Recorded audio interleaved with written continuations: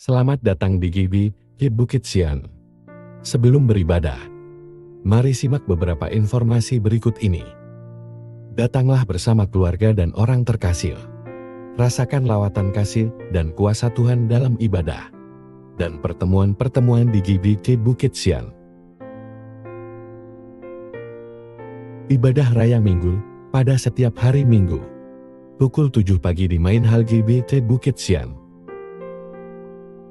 Ibadah Kids, ibadah anak. Pada setiap hari Minggu, pukul 7.30 pagi. Di Upper Room GBI Bukit Sian. Bersamaan dengan ibadah Raya Minggu.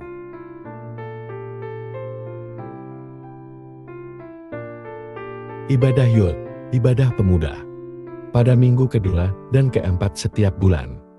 Pukul 10 pagi di Main Hall GBI Bukit Sian. Doa malam, pada setiap hari Rabu, pukul 7 malam di Main Hall GBI Bukit Sian. Dan juga melalui Zoom dengan meeting ID yang tertera. Dana sosial Bukit Sian Family. Dengan Rp50.000 per keluarga setiap bulan. Kita dapat membantu keluarga Bukit Sian lainnya. Dan juga berpartisipasi dalam kegiatan sosial Bukit Sian Family. Pelayanan pastoral lainnya, seperti pelayanan keluarga, ibadah keluarga, doa khusus, konseling, pendampingan, dan bimbingan rohani. Dapat menghubungi tim Gembalo atau Majelis GBI Bukit Sian. Informasi lainnya akan disampaikan setelah ibadah selesai nanti.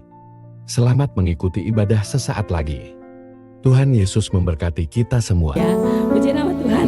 Bapak Ibu Saudara yang kekasih dalam Tuhan, satu murahan Tuhan yang kita bisa nikmati pagi hari ini. Kita boleh kembali bersama-sama berkumpul untuk kita beribadah, menaikkan pujian dan syukur kita kepada Tuhan. Karena kita tahu Tuhan yang kita sembah adalah Tuhan yang sangat baik. Kebaikan Tuhan tidak pernah bisa kita ukur dengan apapun. Tetapi itulah cintanya Tuhan bagi kita. Itu sebabnya pagi hari ini, mari kita datang dengan penuh pengucapan syukur kepada Tuhan. Kita mau nyatakan cinta kita, karena Tuhan begitu baik bagi kita. Haleluya. Kebaikan Tuhan.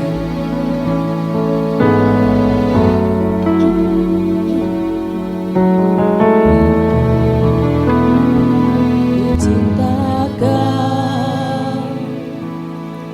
rahmat-Mu nyata bagiku. Hidupku di dalam tangan-Mu.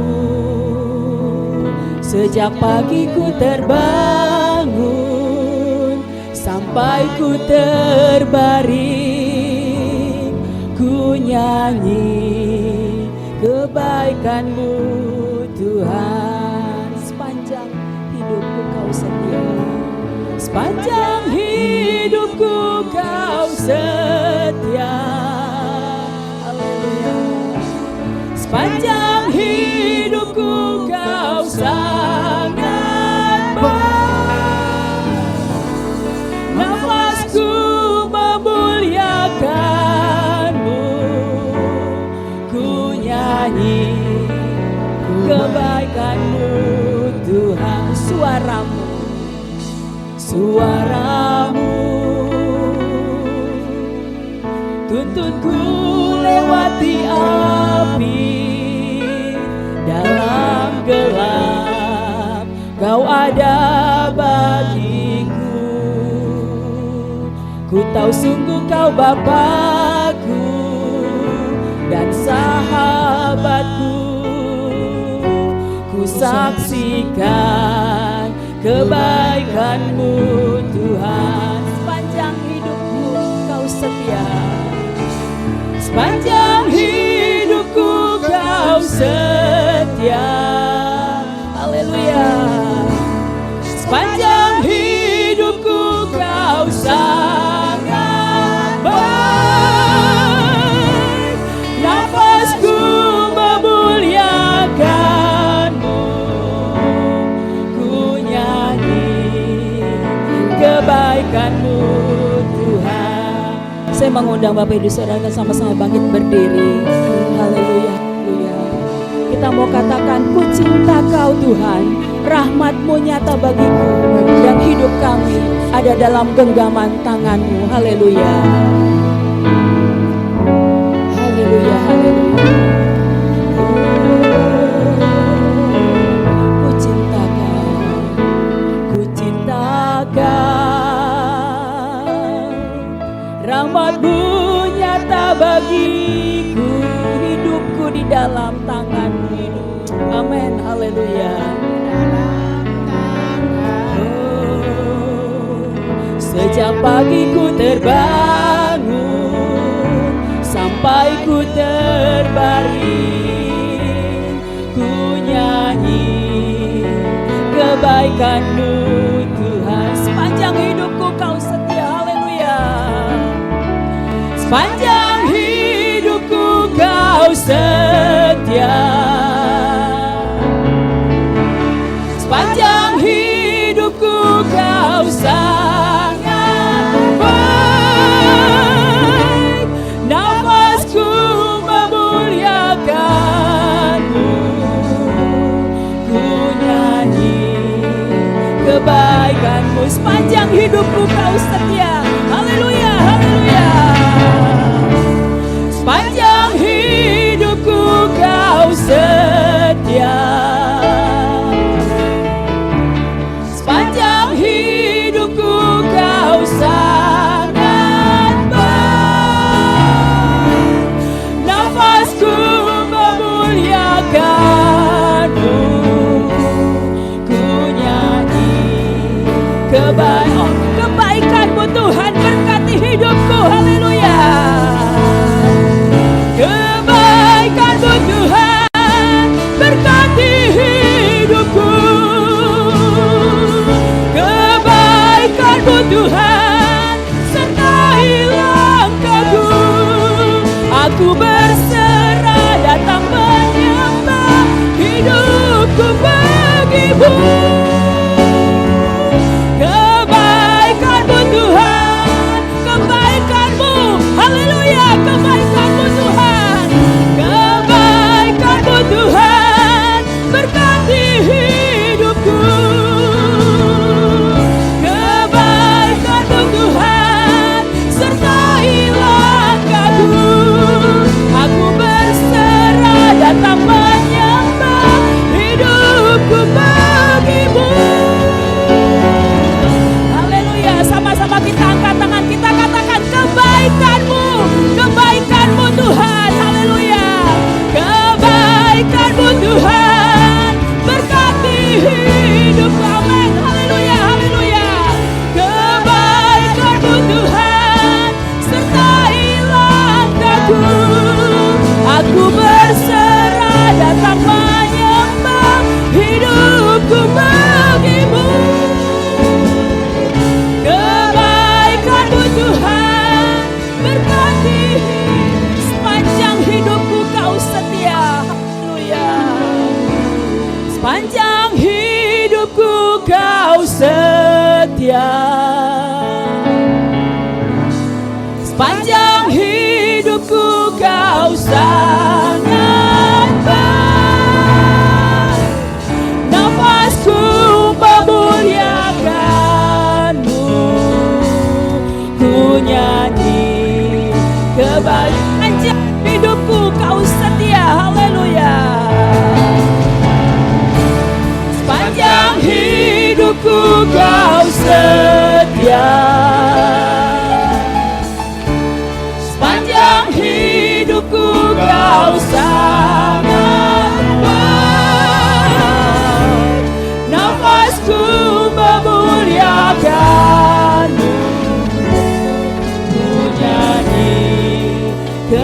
ku nyanyi kebaikan-Mu Tuhan, haleluya. Ku nyanyi sekali lagi katakan, ku nyanyi kebaikan-Mu Tuhan. Ku nyanyi kebaikan-Mu Tuhan.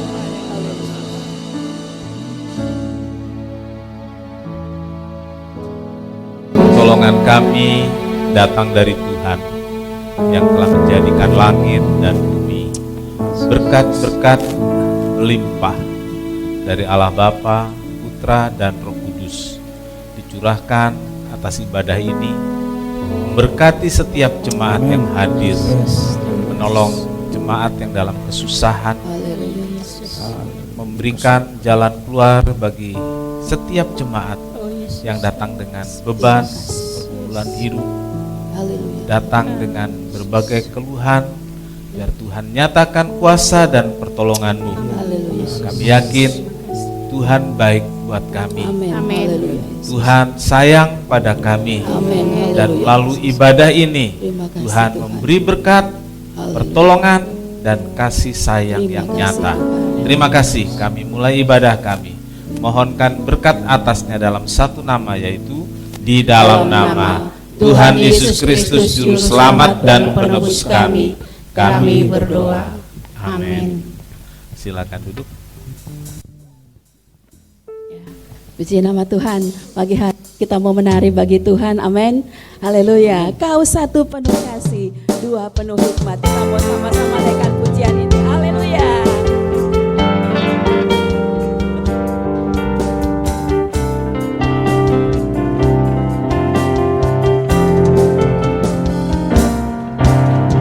Kau satu penuh kasih, dua penuh hikmat, tiga penuh kuasa. Kau mulia, kau ada waktu suka, ada waktu duka. Kau setia dan selalu bersamaku. Kau membuatku tersenyum, membuatku tertawa, membuatku bahagia. Yesus, kaulah sahabat, selalu hadir setiap saat. Hatiku bergembira bersamamu, Yesusku. Kanan kiri ke depan, mari semua bergoyang, bernyanyi bergembira, sukacitaku dalam Kristus. Ya Bapak Ibu Saudara, kalau kita naikkan pujian ini dibilang katanya, kau membuatku tersenyum, membuatku tertawa, dan membuatku bahagia. Harus ditunjukkan dari ekspresi wajahnya. Mari kita sama-sama bangkit berdiri, katakan, kau Tuhan penuh kasih, kau Tuhan penuh kuasa, haleluya.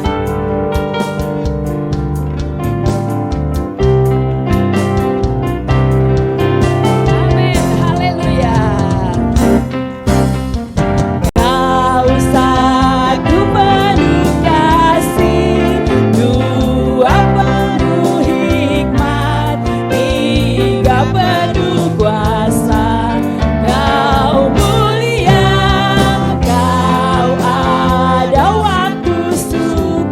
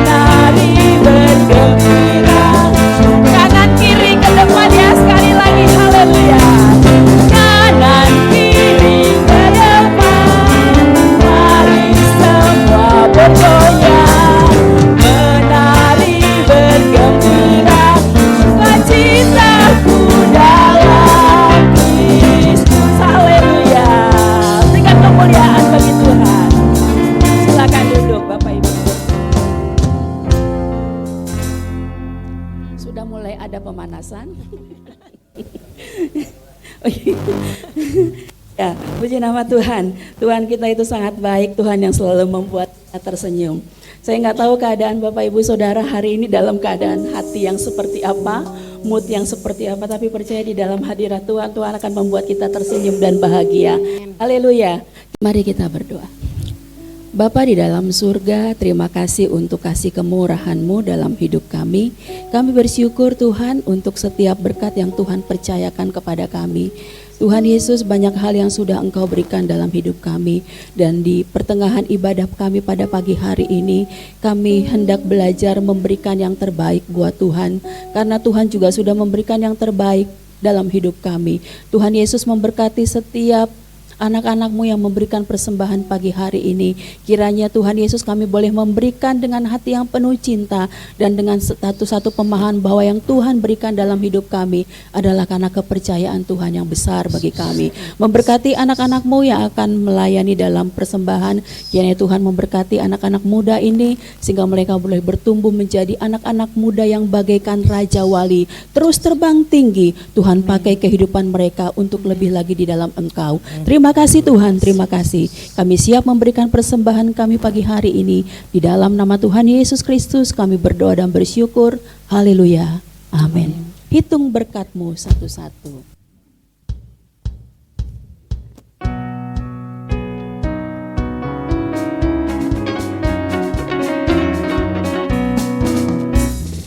Kalau angin ribut pukul hidupku, sia-sia bikin susah hatimu, hitunglah berkat-Mu satu persatu, dan heran kata-Mu Tuhan sertaku. Hitung berkat-Mu satu-satu, hitung semua janganlah lupa, hitung semua satu persatu, dan kau lihat cinta-Hu atas kalau kesusahan.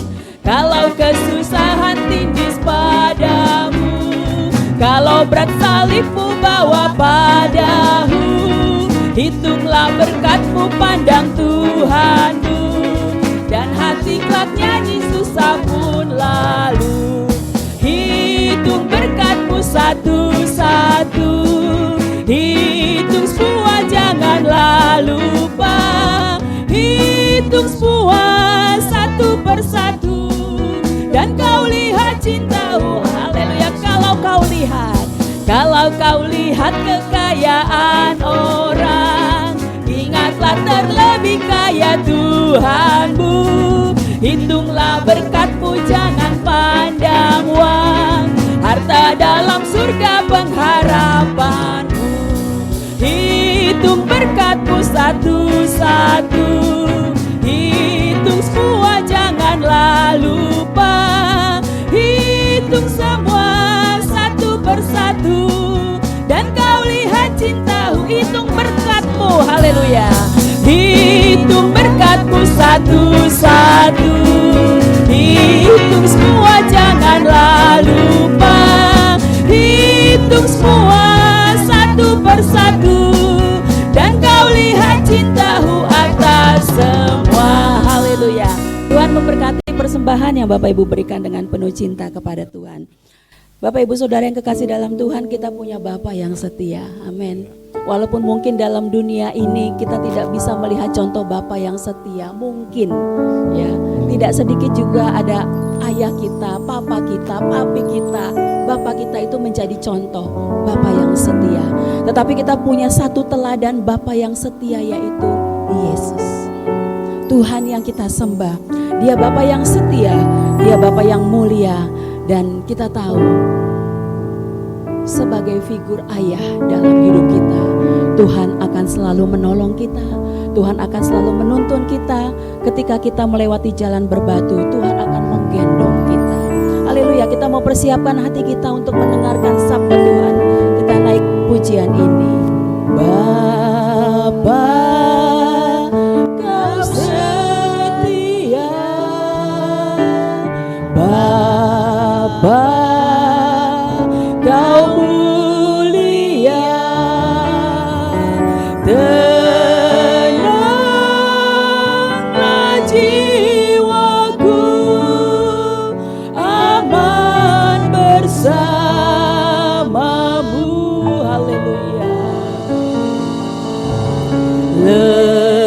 lebih dari harta. Kaulah segalanya. Tenanglah jiwaku dalam hadirat-Mu. Kau tunjukkan kasih setiamu. Kau tunjukkan kasih setiamu. Kau menyediakan yang ku perlu. Kau setia, Kau mulia, dulu, sekarang, dan selamanya. Kau tunjukkan kasih setiamu. Kau menyediakan yang ku perlu. Kau setia, Kau mulia, Bapa, Kau setia. Bapak Ibu Saudara yang kekasih di dalam Tuhan, satu kali anak saya bilang, dan itu yang menjadi pergumulan dalam hidup saya. Mami, kenapa kalau papi datang itu hanya waktu tugas saja? Saya bilang banyak contoh yang bisa kamu lihat. Banyak contoh yang bisa kamu lihat dan jadikan teladan. Kamu contoh opa, kamu contoh kuku. Masih banyak yang kamu bisa contoh. Tapi satu yang bisa kamu contoh, non, teladan Tuhan yang menjadi Bapa yang setia. Pagi hari ini saya tidak tahu apa yang menjadi beban bagi Bapak Ibu Saudara, tetapi kita punya Bapa yang setia. Mungkin ada beberapa juga yang tidak punya contoh atau figur yang baik dari seorang ayah, tapi ketahuilah kita punya ayah, kita punya Bapa yang setia, Bapa yang selalu menolong saya dan saudara. Mari kita sama-sama bangkit berdiri. Kita katakan, Bapa yang setia itu, Dia lebih dari harta yang kita punya. Kalau kita punya kasih Bapa, kita punya segalanya dalam hidup kita. Haleluya, haleluya. Lebih dari harta. Lebih dari harta. Kaulah segalanya.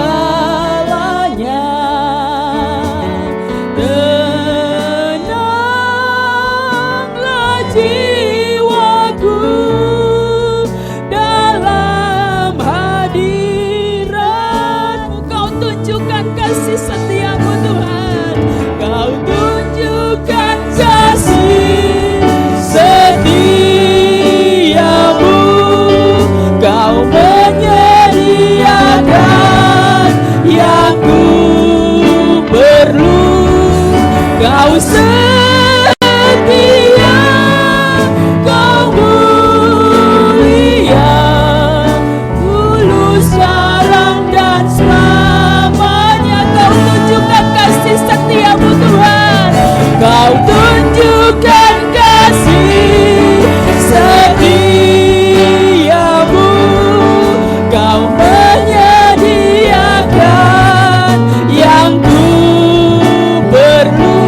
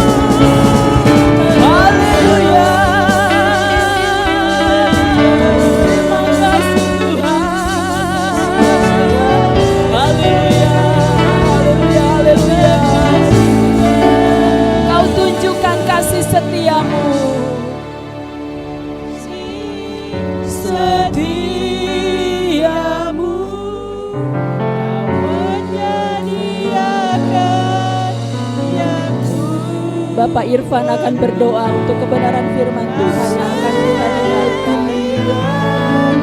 Kau mulia dulu, sekarang dan selamanya.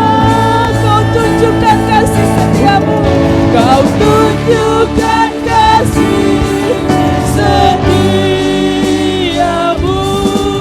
kau menyediakan yang ku perlu.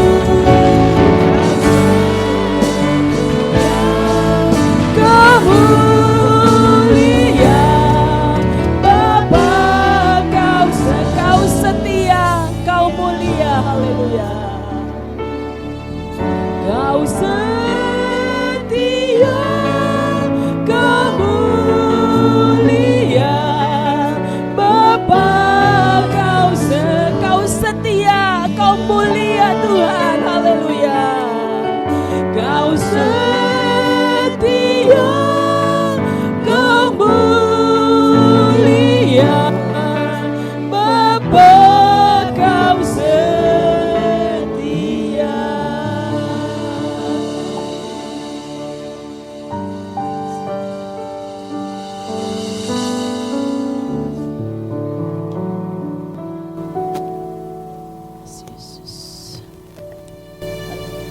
Terima kasih Tuhan, terima kasih.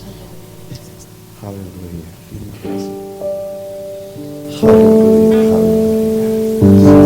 Tuhan, terima kasih Yesus. Haleluya. Yesus. Tuhan Allah Bapa kami yang kami percaya yaitu sampai selama-lamanya. Engkau setia bagi kami Tuhan, Engkau mulia Tuhan. Kami sandarkan hidup kami dan tangan-Mu Tuhan, karena Engkau selalu memperhatikan kehidupan kami. Amin. Karena Engkau memberikan hidup kami bahkan keluarga kami Tuhan. Terima kasih, kami bersyukur pagi hari ini Tuhan.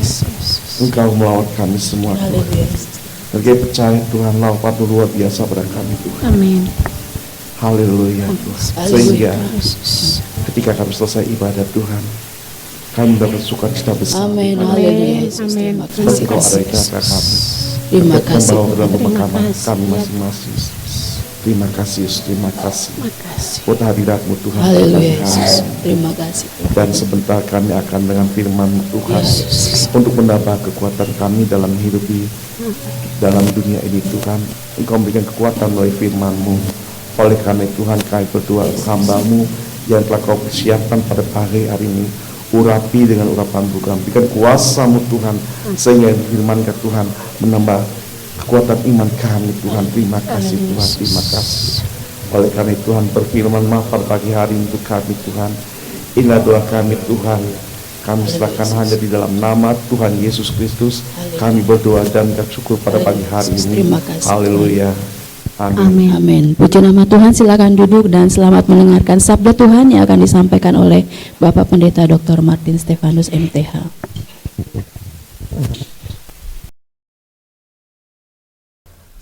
Selamat pagi Bapak Ibu Saudara.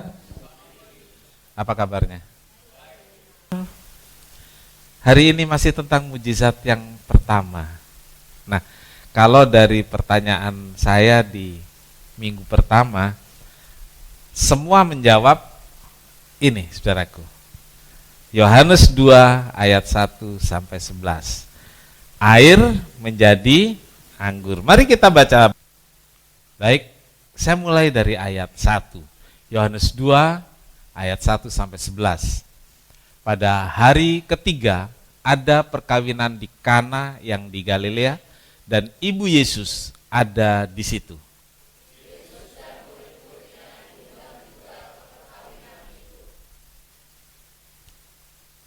Ketika mereka kekurangan anggur, ibu Yesus berkata kepadanya, mereka kehabisan anggur.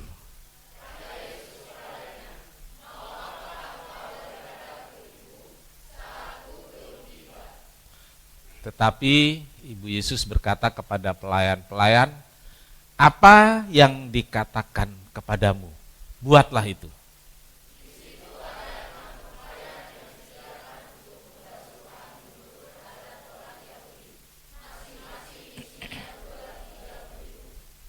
Yesus berkata kepada pelayan-pelayan itu, isilah tempayan-tempayan itu penuh dengan air, dan mereka pun mengisinya sampai penuh.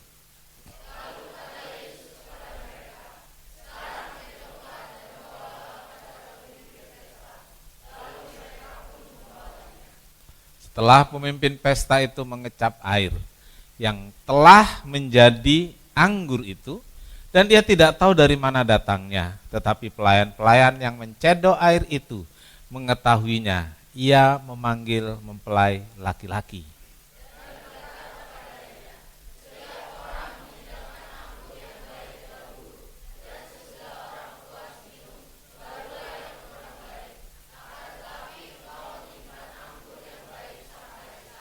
Sama-sama. Hal itu dibuat Yesus di Kana yang di Galilea sebagai yang pertama dari tanda-tandanya. Dan dengan itu ia telah menyatakan kemuliaannya dan murid-muridnya percaya kepadanya. Amin. Berbahagialah setiap orang yang telah membaca dan mendengar firman Tuhan. Tuhan Yesus memberkati. Silakan duduk. Saudaraku, dalam menulis Injil, Yohanes memilih. Jadi saudara paham kalau yang ikutin khotbah sampai 3 minggu ini, masing-masing memilih. Memilih itu berdasarkan apa yang diingat, berdasarkan apa yang dilihat. Menurut Yohanes, air menjadi anggur itulah yang pertama. Menurut Yohanes, itulah yang pertama dikerjakan Yesus. Dan satu-satunya dalam Injil yang menulis kalimat yang pertama dari tanda-tandanya hanya Yohanes. Kita nggak bisa bilang itu pasti yang pertama, tidak. Gitu ya. Menurut Markus beda kok, gitu ya. Menurut Markus sama Lukas sama, menurut Matius beda. Saudaraku, memang bapak-bapak dulu dengan keterbatasan belajar, pendidikan, itu kalau orang Sunda bilang kekeh. Yang pertama itu adalah air menjadi anggur. Tapi kalau dilihat yang lain, dia bukan yang pertama. Menurut Matius lain, menurut Markus dan Lukas lain. Gitu. Kalau mayoritas siapa? Markus dan Lukas. Tapi bukan itu masalahnya, ya. Masing-masing menulis berdasarkan apa yang dilihat, diingat, dan itulah yang ditulis. Gitu. Karena penulisan ini sudah 50 tahun, gitu. Setelah Yesus naik ke sorga. Saudara, jadi mungkin selama ini terpatri di kepala saudara, yang pertama itu adalah air menjadi anggur. Itu menurut Yohanes, gitu. Dalam urutan lain sama-sama setelah memilih murid, kan gitu. Tapi saya senang dengan tulisan Matius. Urutannya itu dia khotbah di bukit dulu, selesai khotbah di bukit baru melakukan ini, gitu ya. Itu senang namanya ya. Saya urutannya kok gitu. Kalau yang ini tiba-tiba dia nggak ada cerita ini dan itu, tahu-tahu bikin, gitu ya. Tapi itu kan cara menulis dari keempat penulis Injil. Nah, baik saudaraku, Lukas dan Markus sama, yaitu tentang orang yang disembuhkan dari kerasukan setan. Lalu Matius menuliskan tentang orang kusta disembuhkan. Nah, lalu saudaraku, Yohanes menuliskan tentang, paling mungkin dia sangat ingat karena ini pesta ya. sangat ingat karena ini pesta, saudaraku. Air diubah jadi anggur. Nah, kehadiran Yesus pada perjamuan kawin di Kana itu bersama dengan murid-muridnya, gitu. Ya, bersama-sama dengan murid-muridnya. Tapi di sana juga ada orang tuanya, yaitu Maria. Nah, kehadiran Yesus dan murid-murid yang baru saja dipanggil menjadi murid dari nelayan, dari pemungut cukai, dari yang ditemui di bawah pohon, yaitu Natanael, baru saja dipanggil. Lalu mereka diajak ke pesta pernikahan. Saudaraku, ini pemimpin baru, gitu ya. Siapa yang kenal? Kayak gitu. Ada murid 12, mungkin itu saja yang mengenal. Orang lain udah kenal belum? Belum. Dia belum dikenal oleh banyak orang sebagai pemimpin yang punya murid. Dia baru saja dibaptis, pilih murid. Nah, kesempatan ada pesta. Gitu. Saudara paham kalau mau pemilu? Ada pesta. Pasti si calon itu kan dia hadir ya. Dia hadir. Kenapa hadir? Ini pertemuan publik, saudaraku. Nah, kira-kira saudara tahu ini Yesus dia hadir di sana. Selain memang itu kerabatnya, satu wilayah. Nah, Yesus hadir dengan murid-muridnya. Nah, selain bersama keluarga, juga sama murid-murid, ini jadi bagian Yesus untuk bersosialisasi. Ya, untuk bersosialisasi dengan masyarakat. Karena pesta pernikahan dihadiri oleh banyak orang dan menjadi kesempatan untuk Yesus menjalankan misinya, misi penyelamatan umat manusia, misi menjadi terang dan garam, misi untuk menjangkau domba-domba yang tersesat. Jadi, kenapa Yesus hadir di sana? Tujuannya itu, saudaraku. Tujuannya dia ingin dikenal, nanti dia bikin mujizat kan begitu ya.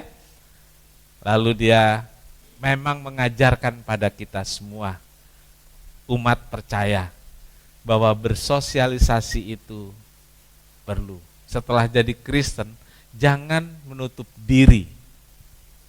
Ya. Karena kita belum di sorga. Walaupun ada pemimpin negara bilang ya kalau mau sempurna ke sorga sekarang katanya. Nggak ada yang mau lah.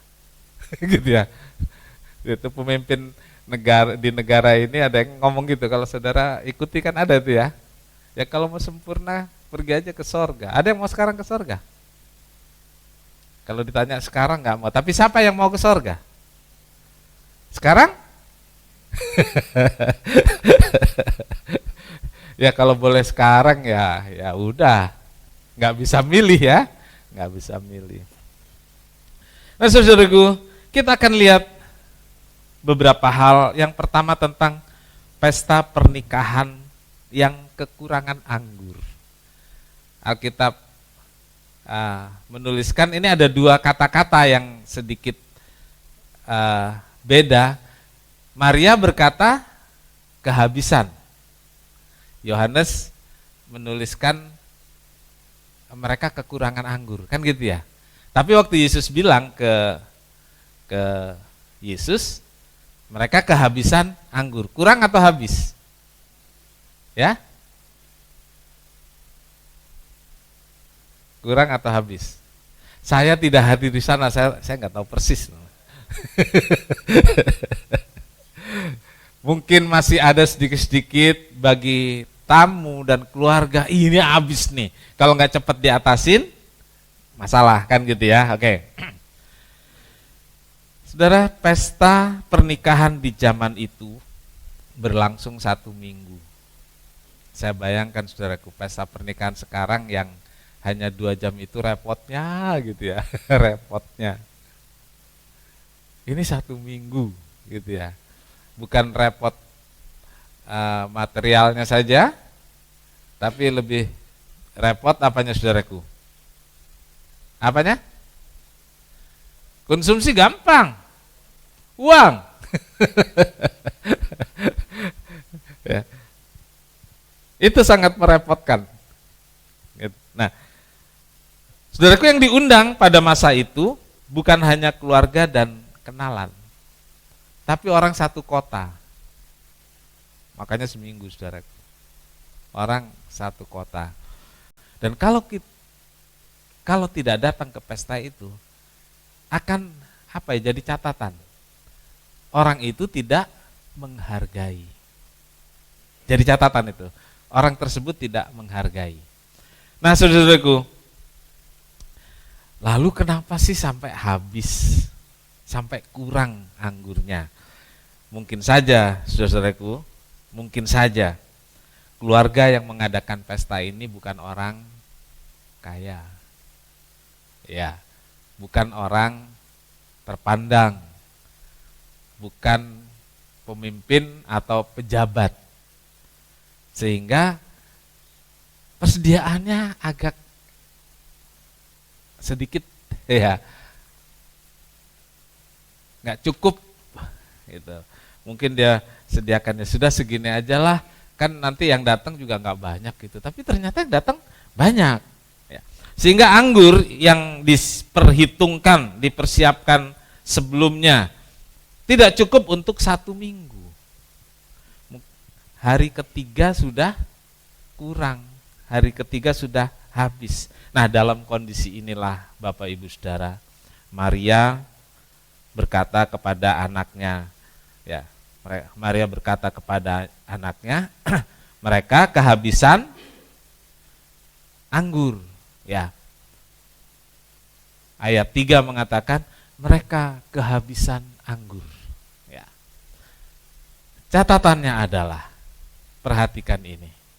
Maria tidak meminta Yesus untuk membuat mujizat. Tidak.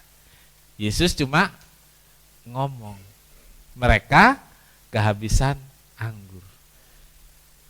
Kalau orang Batak katanya itu ada kemungkinan berdarah Yahudi, iya kali ya. Karena Yesus ini cuma dibilang mereka kehabisan anggur, dia udah tahu apa yang harus dia perbuat. Kan kalau orang Batak kan cuma bilang, coba dihitungkan dulu ininya, bawa ke situ, supaya enak itulah. Anaknya kerjakan nggak? Kerjakan, sesuai yang dibilang bapaknya nggak? Sesuai. Walaupun dia bisik-bisik mamanya dulu supaya jangan dimarahin bapaknya. Kan ibunya cuma bilang, mereka kehabisan anggur. Nah, saudara-saudaraku, Yesus merespon perkataan Maria ini. Yesus merespon perkataan Maria ini sepertinya itu satu permintaan. Sekarang kalau kita bicara bahasa komunikasi, mereka kehabisan anggur. Menurut saudara, kalau di satu keluarga datang, nah menurut saudara, apa yang dimaksud? Bantu. Kok nggak ada yang bilang, udah habis pulang aja? Bisa nggak? Bisa. Udah habis pulang aja. Ngapain di sini? Udah habis. Gitu. Tapi bisa juga, cobalah bantu. Gitu. Nah, jadi saudaraku, kalau dilihat jawabannya, kan mereka kehabisan anggur. Yesus merespon. Nah, responnya, mau apakah engkau daripadaku, Ibu? Ya, mau apa engkau daripadaku, Ibu? Nah, saudaraku, sebagai anak, sepertinya Yesus ini biasa membantu ibunya. Karena sangat besar kemungkinan di sini Yusuf sudah meninggal. Sebagai anak sulung. Ya, karena Yesus punya adik-adik ya, dari perkawinan Yusuf dan Maria. Sebagai anak sulung, dia membantu ibunya setelah Yusuf tidak ada. Dia hadir di pesta pernikahan bersama Maria. Kenapa? Karena dia mendampingi Maria sebagai anak. Jadi Yesus hadir di sana sebagai anak Yusuf dan Maria. Ya. Jawabannya, saudaraku, mau apakah engkau daripadaku? Halo ibu-ibu, kalau seorang anak saudara ngomong begitu terus anaknya jawab begini, menurut ibu-ibu bagaimana? Coba, ayo ibu-ibu, mau apa ibu dari saya? Ya? Ya udah, lewatin dulu. Nanti mikir, nanti saya tanya lagi. Nah, yang kedua saudaraku, ini catatan. Mujizat itu terjadi bukan atas permintaan. Ya, garis bawah itu. Mujizat terjadi bukan atas permintaan Maria. Jadi terjadinya mujizat bukan karena diminta. Yesus hadir di sana. Dan Yesus tahu kebutuhan yang mendesak saat itu. Lalu ia melakukan sesuatu untuk menolong karena dia tahu. Maria di poin pertama tadi tidak minta Yesus bikin mujizat. Maria cuma bilang anggur habis. Tapi poin kedua ini harus jadi catatan juga bahwa mujizat terjadi bukan karena permintaan Maria. Ya, Yesus hadir, Yesus tahu dan kemudian dia melakukan sesuatu. Jadi apa pelajarannya di sini saudaraku? Yesus hadir itu penting. Yesus hadir dalam keluarga. Yesus hadir dalam kehidupan pribadi. Yesus hadir saat kita mengalami kesulitan. Yesus hadir saat saya sakit. Yesus hadir saat kita sakit. Yesus hadir saat kita menghadapi masalah berat. Dan kalau Yesus hadir, Yesus pasti melakukan sesuatu. Amin. Mungkin banyak nasihat gini, ya udah berdoa. Waktu saudara mengalami pergumulan berat, saya tanya, saudara bisa berdoa dengan baik? Bisa enggak? Enggak bisa. Ya. Waktu saudara punya masalah berat di keluarga, saudara bisa berdoa? Jujur, bisa berdoa? Waktu sakit, bisa berdoa? Ya doanya paling untuk sepotong saja ya. Tuhan tolong saya, Tuhan sembuhkan saya. Kan itu saja. Kalau masih ingat nih, Tuhan ampuni saya. Kalau masih ingat, kadang itu udah gak ingat. Pengennya cepet sembuh itu aja. Gitu. Nah, jadi bagaimana di sini?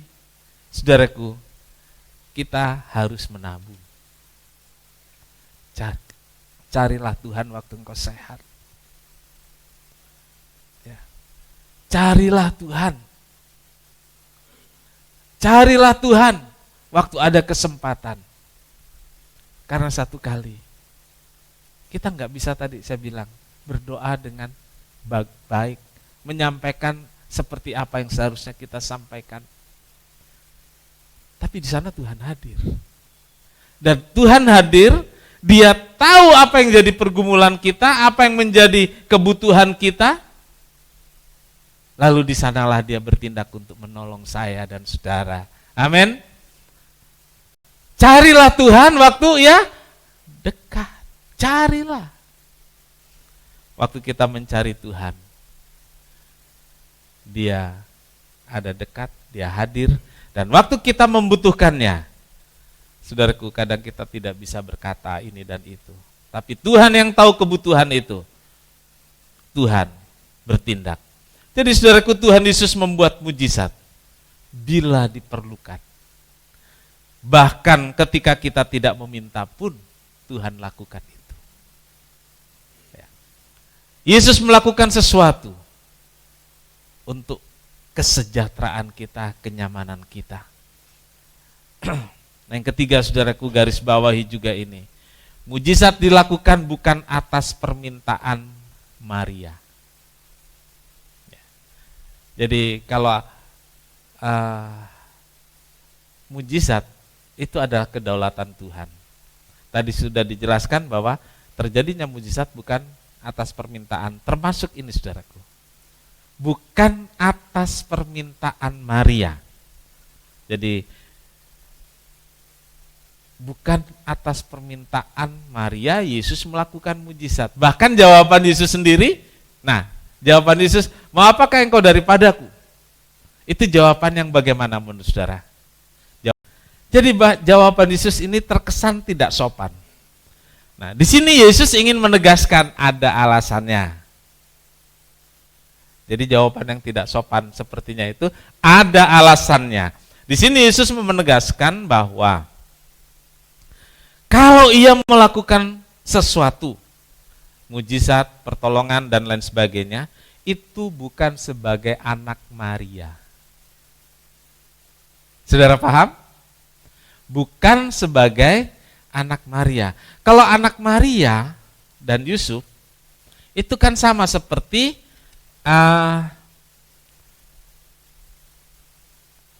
sama seperti anak-anak di sini. Kalau waktu itu seperti anak Yohanes kan punya bapak ibu, ya nggak ada bedanya dengan Yohanes. Petrus ditulis punya mama karena mama punya mertua, karena dibilang mertuanya sakit. Artinya Petrus punya bapak ibu juga kan, nggak bedanya, gitu. Punya bapak ibu juga. Tetapi di sini Yesus menegaskan bahwa saya hadir di sini sekarang. Saya akan tolong orang-orang ini, saya akan memberkati pesta pernikahan ini, tapi bukan dengan status anak Maria. Jadi bukan atas perintah Maria. Paham ya, saudaraku? Makanya dia jawab seperti itu. Saya tanya ke anak-anak jawab tadi katanya nggak sopan. Benar, nggak sopan. Karena Yesus ingin membuat garis. Membuat garis. Saya akan membuat sesuatu nih. Dalam hati Yesus akan tolong. Tapi saya bukan anak Maria. Saya adalah Mesias. Saya adalah anak Allah. Begitu. Nah, saudara-saudaraku, ketika Yesus kemudian melakukan mujizat, air menjadi anggur, karena Yesus adalah Tuhan. Yesus adalah Mesias yang melihat kebutuhan, yang melihat sesuatu harus segera diatasi. Jadi Yesus melakukan atas kehendaknya sendiri. Amin. Yesus melakukan atas kehendaknya sendiri. Jadi ada batas, garis di mana Yesus itu anak Maria, di mana Yesus itu adalah Tuhan. Ya, baik. Yang kedua, air berubah menjadi anggur. Benar, Maria hanya berkata bahwa pesta itu sedang kekurangan anggur. Tetapi dari perkataan tersebut, sepertinya Maria berharap Yesus melakukan sesuatu. Ya, sepertinya Maria itu berharap Yesus melakukan sesuatu untuk membantu. Karena biar bagaimanapun ini kerabat, dan kasihan juga kalau orang pesta sampai kekurangan anggur, dan tidak ada orang pesta. Kalau sekarang mungkin kekurangan makanan gitu ya. Kalau dulu lebih diutamakan anggur, ya makanan tetap, tapi anggur utamakan. Jadi sampai nggak bisa nyedok anggur. Waduh, malu sekali. Nah, saudaraku, kalau dilihat percakapan dan jawaban percakapan Maria dengan Yesus, sepertinya juga Yesus ini sudah melakukan, sudah biasa dilakukan Yesus hal-hal semacam itu saat tinggal di rumah, menolong, membantu tetangga, orang-orang lain yang dalam kesusahan. Yesus ini boleh jadi sangat ringan tangan untuk membantu. sudah biasa membantu, menolong orang lain. Sehingga waktu ada kesulitan, Maria ngomong, Yesus ngerti. Ya, Maria nggak usah ngomong, itu tolong dibantu. Nggak usah. Maria cukup ngomong, mereka kehabisan anggur. Tapi Yesus sudah tahu kalimat itu. Tujuannya apa? Yesus tahu. Karena memang selama ini sudah biasa melakukan seperti yang dikatakan Maria. Dengan perkataan yang ibu dan anak itu sudah saling paham. Nah, saudaraku, peristiwa perjamuan di Kana terjadi setelah Yesus baru saja memilih murid-murid. Dan inilah momen yang pas untuk memperkenalkan dirinya yang sebenarnya. Jadi Yesus ingin memperkenalkan dirinya. Siapa diri Yesus yang sebenarnya? Yaitu dengan mengadakan tanda ajaib atau mujizat.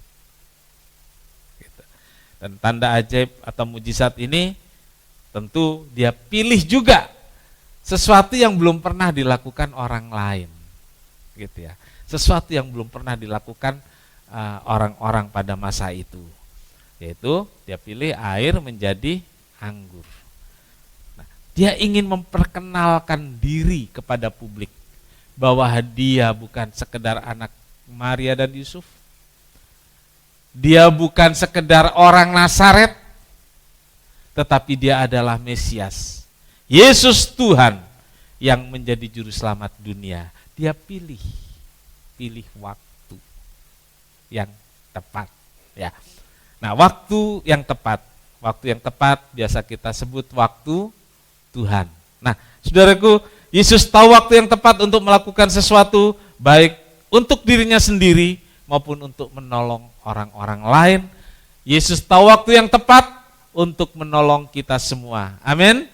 Yesus tahu yang tepat kapan dia mengangkat kita, kapan dia memberkati dia, kapan dia menyembuhkan kita, kapan juga dia menyelesaikan masalah dalam keluargamu. Yesus tahu waktu yang tepat untuk melakukan itu. Nah, yang disebut waktu itu ada 3. Yang pertama aion. Saudara, itu pakai iya. Kok senyum-senyum dan langsung ketawa? Apa bedanya? Terus kepengen ke mall nih, udah ada yang ngerancang nih, ya dan ntar ke mall deh, bukan ke Aion tapi ke Aion gitu ya. Aion itu waktu yang panjang, waktu yang tanpa batas, mulai dari penciptaan sampai kedatangan Yesus. Itu Aion, seret gitu ya. Itu waktu yang panjang sekali. Nah, kemudian Kronos, ya. Kronos, saudara sering mendengar kronologi, ya? Apa itu kronologi? Urutan-urutan kejadian, ya, urutan waktu kejadian yang terjadinya ini. Nah, itu saudaraku. Jadi Kronos itu adalah waktu yang berjalan linier, ya, waktu yang bisa diukur secara kuantitatif. Jadi jelas itu waktu yang bisa diukur, hari, bulan, tahun, minggu, ya itu waktu yang kualitatif. Jadi bisa diukur. Tapi ada lagi satu, yaitu kairos. Kairos ini momen yang berkualitas dan bermakna khusus. Itu kairos. Waktu yang punya makna khusus dalam perjalanan hidup. Istimewa deh waktu itu. Nah, saudara, coba saya tidak memberi contoh, saudara coba beri contoh yang dibilang kairos. Intinya dia waktu yang berkualitas, waktu Tuhan untuk saya. Saya pancing deh, Bapak Ibu coba, di mana waktu kairosmu yang pernah dilewati? Ibadah, waktu Tuhan untuk saya. Apalagi yang sangat berkesan, khusus. Masing-masing kita punya Kairos. Tuhan menentukan yang terbaik untuk saya dan saudara. Dan waktu kita mengalami itu namanya Kairos. Nah, dalam peristiwa di Kana ini, inilah Kairos bagi Yesus. Yesus tahu waktu yang tepat untuk menolong keluarga yang sedang mengadakan pesta ini, sehingga ia mengadakan mujizat. Saudara, Kairos itu harus segera direspon. Kalau nggak direspon, nggak ditangkap, dia lewat, nggak bisa diulangi lagi. Ya. Jadi jangan sampai lewat. Ya, kita harus peka terhadap waktu Tuhan. Memang kita menunggu waktu Tuhan, tapi jangan sampai lewat. Begitu dia ada di depan kita, tangkap, berserah diri. Dan kita akan mengalami waktu Tuhan, waktu yang terbaik. Puji Tuhan. Yesus tahu waktu yang tepat untuk memperkenalkan diri kepada publik. Itu sebabnya di tengah keramaian itu, dia membuat mujizat. Yang kedua, ada cara Tuhan. Tuhan selalu punya banyak cara untuk menolong. Kali ini Tuhan menolong dengan mengadakan anggur hanya dari air saja. Nah, caranya dengan membuat mujizat. Lalu air berubah menjadi anggur. Kita ingat cara ini hanya Yesus lakukan satu kali. Dan kalau kita lihat Yesus melakukan tuh macam-macam caranya, saudaraku. Satu kali Yesus menyembuhkan orang buta dengan hanya engkau sembuh dan langsung bisa melihat. Tapi lain kali bagaimana Tuhan Yesus menyembuhkan orang buta? Ya? Pakai tangan apa? Pakai jorok, saudaraku. Dia ngeludah, cuh. Terus gini-giniin, mainan ludah. Jadi kalau ada anak saudara mainan ludah, enggak, jangan diterusin. Dia meludah langsung dimainin begitu, dimainin. Diambil terus ditaruh di mata dan melihat, saudaraku. Tuhan Yesus punya banyak cara, bukan satu cara. Dan ya kita jangan tiru-tiru, Yesus itu menyembuhkan dengan ngeludah gitu. Sampai sekarang saya belum pernah dengar orang yang pendeta yang melakukan seperti itu, saya belum pernah dengar gitu. Karena memang jangan ikut-ikutan gitu. Jangan ikut-ikutan, walaupun ketika ada pendeta melakukan sesuatu dan pendeta lain ikutan ada gitu ya. Tapi jangan, karena Yesus sendiri melakukan dengan banyak cara. Berbeda satu dengan yang lain. Dia lakukan itu. Jadi ingat, Tuhan punya banyak cara. Jangan juga saudara nanti sampai di rumah, caranya begini. Saudara nggak punya beras, ambil pasir, tuang di tempat beras. Gitu. Saya tanya saudara, ini serius ini. Ini perdebatan di teologi. Yang jadi anggur seluruh yang di tempayan atau yang dicedok saja? Ya? Yang mana? Nah, jadi saya kasih tahu saudara di teologi itu, di belajar Alkitab itu sampai gitu tuh dipersoalkan, diperdebatkan dan tidak pernah selesai. Iya. Ayo, yang jadi anggur itu yang dicedok saja atau seluruh di tempayan itu jadi anggur? Ya. Jadi sisanya nanti jadi tetap air biasa.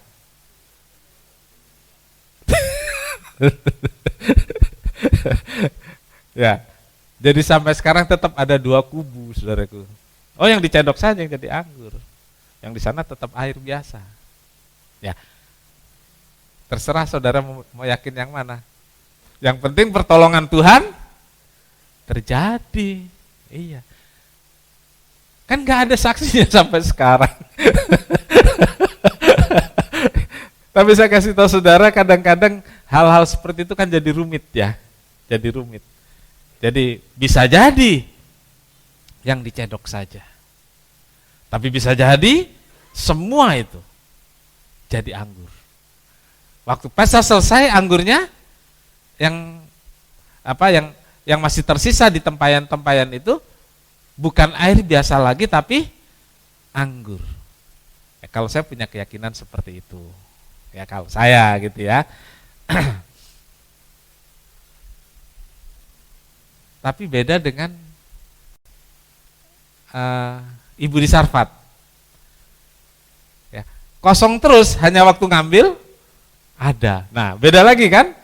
Cara Tuhan itu macam-macam, saudaraku. Cara Tuhan macam-macam. Jadi, saudaraku, tempayan itu ternyata adalah ditulis tadi tempayan pembasuhan, bukan tempayan penyimpanan anggur, bukan. Tempayan pembasuhan tuh kalau orang Yahudi di depan rumah itu, ya kalau kita ada wastafel di depan ya, jadi orang masuk itu harus cuci tangan, cuci kaki. Lalu dilanjutkan oleh tetangga kita cuci muka, namanya. Nah itu dia, gitu namanya. Loh, budayanya sama memang begitu. Nah kenapa harus cuci tangan, cuci kaki? Bapak Ibu, di sana itu padang pasir, orang berjalan kaki. Jadi kaki, tangan itu debu, nggak pantas masuk ke rumah dengan kaki, tangan berdebu. Jadi harus cuci tangan dulu. Nah, saudara bisa, kan nggak ada keran begini. Jadi tempat cuci tangan itu besar. Nah, tempayan itu saya sudah terjemahkan atau disimpelkan saja. Kalau Alkitab bilang kan isinya 2-3 buyung. Nah, kalau diliterkan isinya 100 liter sampai 800 liter. Ya 90 sekian sampai 140 sekian. Saya bulatkan aja lah untuk pemahaman umum ya. 100 sampai 150 liter. Saudara tahu galon biru-biru itu ya, isi air ya. Nah kira-kira yang 100 sampai 150 liter itu gede nggak sih? Besar ya? Kalau 1 galon itu isi anggur, kita semua minum, cukup nggak? Ya paling cuman berkurang segini gitu ya, berkurang dikit aja. Nah itu ada 6. Ada 6. Itu diisi semua dan kemudian air di sana jadi anggur. Jadi tersedialah kira-kira 600 sampai 900 liter. Nah, saudara di atas rumah itu ada yang oren-oren. Ya, paling itu di tempat saudara kalau ada itu 200 liter lah itu paling. Kita nggak pernah naruh di atas 1000 liter. Enggak. 1000 liter itu banyak gitu ya. Kira-kira itu 900 liter sampai itu anggur, saudaraku. Jadi saudaraku,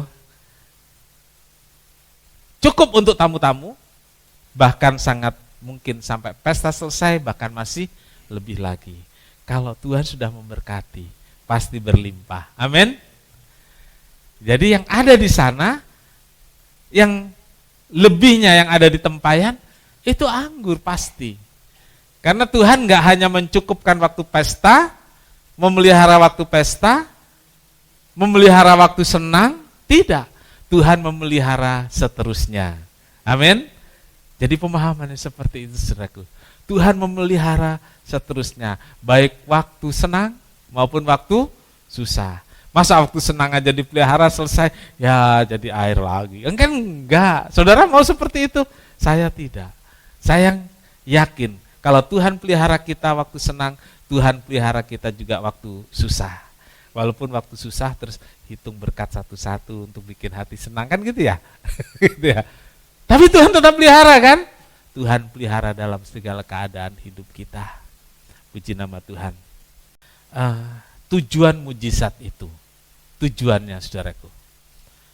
Tujuan mujizat air menjadi anggur untuk membuktikan keilahian Yesus. Ditulis di sana, ia menyatakan kemuliaannya. Jadi saudaraku, jika terjadi mujizat, ingat, itu Allah hadir dan Allah itu mulia. Amin. Allah hadir, Allah mulia. Itu jadi pengalaman kita dan kita akan mengalami terus. Allah hadir, ada mujizat, Allah dimuliakan. Allah hadir, ada mujizat, Allah dimuliakan, dan itu terus terjadi. Selama ini masyarakat hanya tahu bahwa Yesus adalah anak Yusuf, anak Maria, yang sering membantu masyarakat. Tetapi dengan kejadian di Kana itu, masyarakat mulai celik matanya, oh ternyata dia adalah Mesias, dia adalah anak Allah, dia adalah Tuhan. Tujuan yang kedua adalah Yesus memperkenalkan diri kepada publik. Ya, tadi ya, memperkenalkan diri kepada publik. Dia bukan untuk hal-hal lain, memang untuk menolong orang yang sedang dalam kesulitan, tapi dia perkenalkan diri kepada umat Israel bahwa dia adalah Mesias. Dan ini penting, saudaraku, yang terakhir, murid-muridnya menjadi percaya. Artinya gini, saudaraku, melalui peristiwa ini murid-muridnya semakin percaya. Waktu dipanggil dia ikut Yesus pasti percaya. Tapi dengan kejadian ada mujizat air menjadi anggur, murid-murid semakin percaya.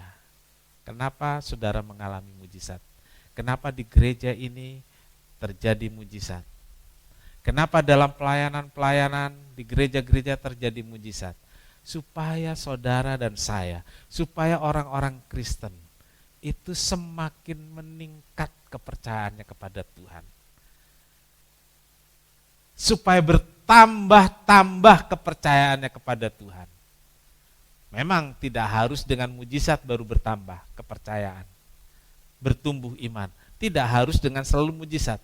Tapi kadang-kadang ada keras kepalanya orang Kristen. Ya. Ada keras kepalanya orang Kristen dan dia tuntut Tuhan. Dan saya kasih tahu, semakin saudara menuntut, kita semakin gak dapat apa-apa. Serius. Tapi semakin kita berserah diri, semakin kita merendahkan diri, di sanalah terjadi mujizat. Amin. Karena mujizat bukan atas permintaan. Bukan kita yang ngatur kapan Yesus harus bikin mujizat. Seperti apa mujizat itu harus terjadi. Enggak, Tuhan Yesus enggak bisa diatur. Tapi kalau kita memohon dengan kerendahan hati, berserah diri, minta Tuhan tolong, Tuhan kasih yang terbaik untuk saya dan saudara. Amin. Tuhan tahu waktu yang terbaik untuk saya dan saudara. Tuhan tahu cara yang terbaik untuk saudara dan saya. Tuhan tahu cara mendikikan saya dan saudara. Kiranya Tuhan menolong kita dan memberkati kita. Mujizat itu akan membuat orang percaya semakin sungguh-sungguh. Mujizat itu akan membuat saudara dan saya makin sungguh-sungguh. Sungguh-sungguh beribadah, sungguh-sungguh menyembah Tuhan, sungguh-sungguh memuji Tuhan, sungguh-sungguh taat, sungguh-sungguh setia kepada Tuhan. Sekarang sampai selama-lamanya. Amin. Tuhan Yesus memberkati. Terima kasih untuk firman. Seringkali kami tidak mengerti apa yang harus kami lakukan.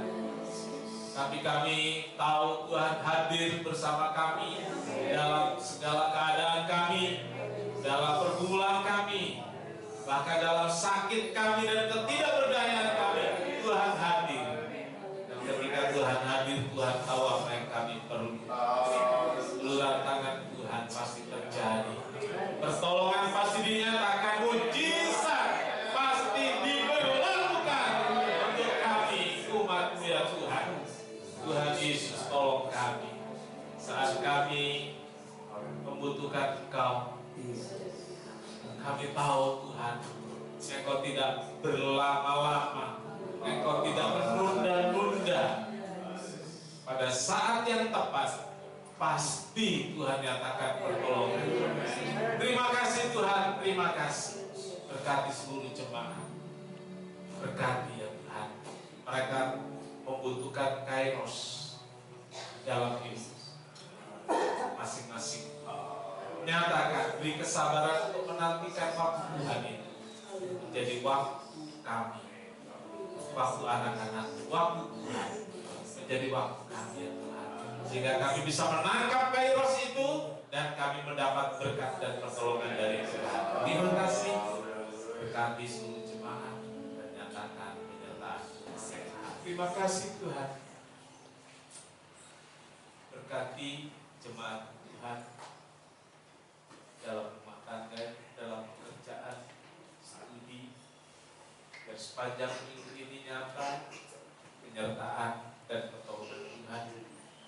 memberkati setiap pekerjaan, usaha, dagang, tambal, apa usaha apa, dan Tuhan yang berkati berlimpah, cukupkan keperluan anak-anakmu sehingga mereka tidak kekurangan, bahkan tidak kekurangan yang baik. Korban persembahan persepuluhan anak-anak yang itu menyenangkan hati Tuhan, dan dari surga Tuhan balas berlipat ganda. Terima kasih Tuhan, terima kasih. Mungkin kami pulang dengan selamat serta dan dilindungi kami semua.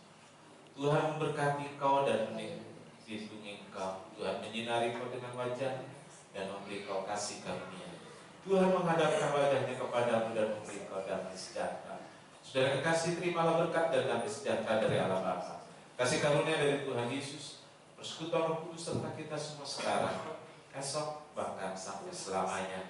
Ini doa kami ya Tuhan yang kami alaskan dalam satu nama, yaitu di dalam nama Tuhan Yesus Kristus Juru Selamat dan Penebus kami,